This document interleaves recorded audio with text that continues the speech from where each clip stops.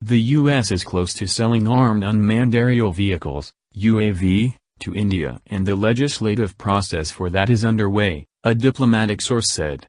India has long sought the capability which could be used to target terrorist camps and launch pads across the border.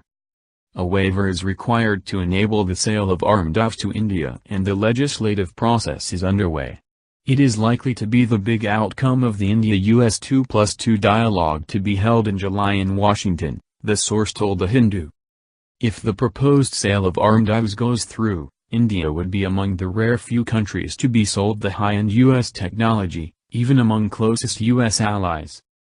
The dialogue, which got postponed, is likely to take place on July 6 and will be attended by External Affairs Minister Sushma Swaraj, Defense Minister Nirmala Sitharaman and U.S. Secretary of State Mike Pompeo and U.S. Secretary of Defense Jim Mattis. A defense official said that this deal once announced would be a significant phase in the India-US defense cooperation and a high point of the major defense partner, MDP, status conferred on India. The U.S. had earlier approved the sale of 22 Guardian unarmed long-range maritime reconnaissance arms after the Indian Navy expressed interest in them and made a formal request.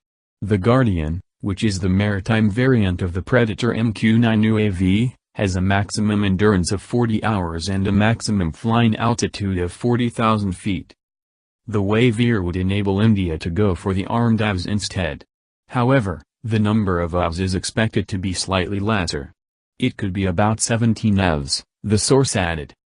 President Donald Trump administration has recently approved a policy change simplifying the export of drones to allies.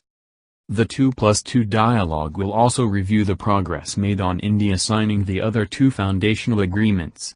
The agenda for the 2+2 dialogue is currently being finalized.